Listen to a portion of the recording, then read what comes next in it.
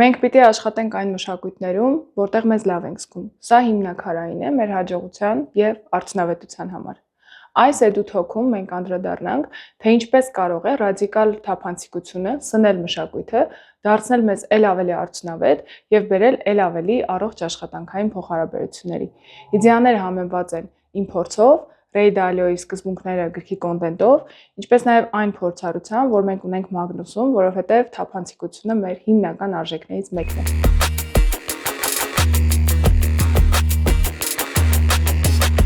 Ովքեր չգիտեն, Ռեյ Դալիոն ամերիկացի ֆինանսիստ է, ներդրող միլիարդատեր, Bridgewater Associates ընկերության հիմնադիր, գրքերի հեղինակ և իհարկե բարերար։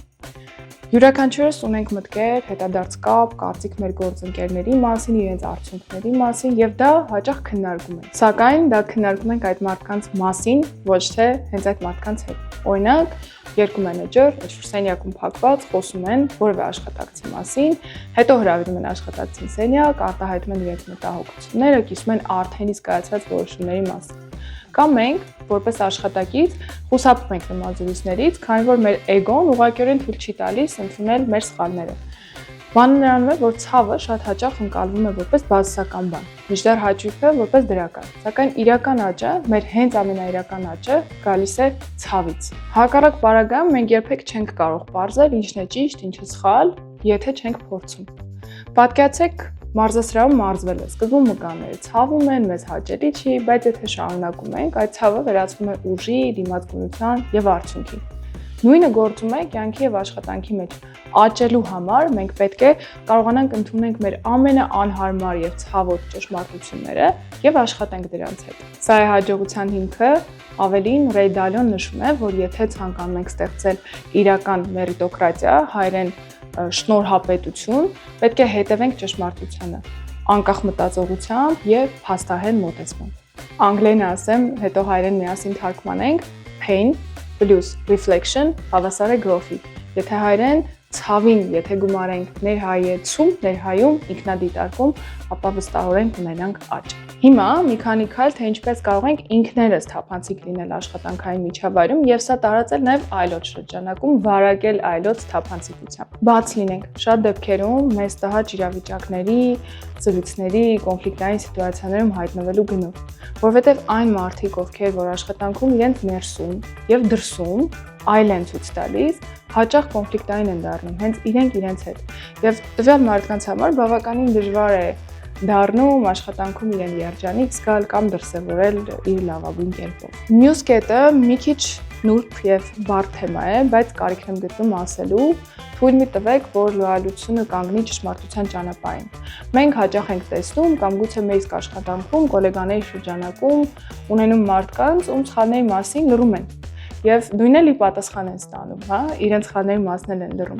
Սա որքան էլ իրենում որոշակի սոցիալական փոխհատուցումներ, բենեֆիտներ ունի, ստեղծում է անառողջ միջավայր եւ խանգարում է եւ տվյալ մարդուն, եւ առհասարակ թիմային աշխատանքին եւ ընկերությանը։ Սա ավելի ղեկավարների համար կամ այն մարդկանց, ովքեր որ ունեն որոշակի ղեկավարական պատասխանատվություն, մի խրախուսեք ես մենությունը, երբ շուրջը միայն այո ենք լսում, իսկ այն աշխատակիցները, ովքեր որ ձեզ հետ համակարծիք չեն, տեղ եւ դաշտ չունեն արտահայտվելու։ Այլ կերպ ասած, հույսը մի դրեք միայն մարդկանց բնավորության վրա, որտեղ այո, կան մարդիկ, ովքեր որ արտահայտվում են, խնդիր չեն տեսնում անհամաձայնությունը ցույց տալու, բայց կան նաև այլ տեսակի մարդիկ։ Մեր որպես ղեկավար պատասխանատվությունն է ստեղծել մի այնպիսի միջավայր, որտեղ մարդիկ խոսեն, կարտահայտվեն եւ զուգահեռաբար դուք էլ կիչեցնեք անարդարությունների նկատմամբ ձեր հանդուրժողականության շեմը եւ ի վերջո կհասնեք նրան, որ պարզապես ռադիկալ դեմ եք ցանկացած անարդարության։ Ռադիկալ թափանցիկությունը նույնը չէ, ինչ ամբողջական, տոտալ թափանցիկությունը։ Սա պարզապես նշանակում է մենք օր-օրի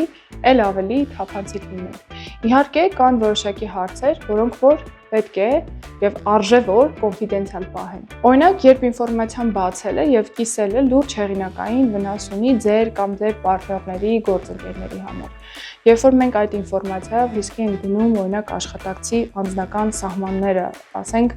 որևէ հոգեբանական լուրջ առողջական խնդրի մասին է խոսքը։ Կամ երբ որևէ ինֆորմացիա կիսելը եւ բացելը կամ շատ քիչ կամ էլ ընդհանրապես արժեք չունի տվյալ իրավիճակում։ Այսինքն մենք պետք է հստակ տարբերակենք թափանցիկության եւ անպարկեշտության, եթե նման բառ կա, միջև սահմանները։ Սերմանենք եւ խրախուսենք պատասխանատվությունը, քանի որ ռադիկալ թափանցիկությունը արտոնություն է, որը որ պահանջում է համապատասխանաբար պատասխանատվություն։ Նրանք, ովքեր որ ստանում են նման զգայուն տեղեկատվություն, պետք է իմանան, թե ինչպես դա խելամիտորեն օգտագործել եւ չվնասել ընկերությանը։ Օրինակ, երբ Մագնուսյաններին տրվում է որոշակի գաղտնի ինֆորմացիա գործընկերների մասին կամ տեխնացուների մասին, վերջինս ի սկզբանե նույնիսկ միջև այդ ինֆորմացիան ստանալը գիտեն, թե ինչպես աշխատել այս ինֆորմացիայի հետ։ Դա անում ենք եւ առանձին փոքր կրթական սեսիաների միջոցով եւ նաեւ ֆիքսված է պայմանագրերում։ Այսինքն աշխատակիցները պետք է իմանան, որ զգայուն ինֆորմացիան արտահոսելիս իրենք ընկերությունը որոշակի հեղինակային վնասի ռիսկի առաջ են կանգնեցնում եւ նմանատիպ վարքագիծը կդիտարկվի որպես էթիկական էրոր եւ ուղղակի չի կարող անհետևանք մնալ։ Ուրեմն, նախ ունեցեք այդ համակարգը, ինչպես վարվել ինֆորմացիայի հետ, հետո նաև այդ մասին պարբերաբար եւ տարբեր կերպերով հիշեցրեք թիմին։ Այստեղ հաշվի առեք նաև ճշնամիներին, յուրաքանչյուր կազմակերպության ներսում եւ դրսում հավանական է լինեն մարդիկ, ովքեր որ միտումնավոր պատրաստ են ընկերությանը վնաս հասցնել։ Եթե իրենք ներսում են, անհրաժեշտ է սա բացահայտել, խնդիրների մասին խոսել եւ հատուկ գործընթացների միջոցով լուծել այս կոնֆլիկտը, որտեղ այս մարդիկ մշակութային քաղցկեղ կոչվող հիվանդության սկզբնաղբյուրն են, իսկ եթե այդ մարդիկ դրսում են, բնականաբար պիտի զգույշ լինենք եւ կարևոր ինֆորմացիաները չկիսենք վերջիններից հետ, որտեղ բնականաբար դա ձեր դեմ կօգտագործվի։ Այս կետը ներկայացնելուց գուցե ձեզ մոտ տպավորություն ստեղծվեց, որ թափանցիկությունը դա ինֆորմացիա եւ փաստերի փոխանցման մասին է, սակայն դա բնավ այդպես չի։ Այո, ինֆորմացիա փոխանցել, ինֆորմացիան բացելը թափանցիկության կարևոր մասն է կազմում։ Սակայն թափանցիկությունը, transparency-ն ինքը արժեք է, մոտեցում է, վարք է։ Սա առաջին հերթին ինքը փոխարների նկատմամբ բաց լինելու մասին է, դա այլոց ցույց տալու մասին է, վստահելի հարաբերություններ կառուցելու մասին է։ Այսինքն շատ ավելի լայն է, քան զուտ միակողմանի ինֆորմացիայի փոխանցումը եւ բացումը։ Ընկերներ, այսքանն էր, փորձեցի հնարավորինս շոշափելի ներկայացնել թեման, բայց այո, սա ճանապարհ է օրորի կառուցվող եւ ձևավորվող կոնցեպտ։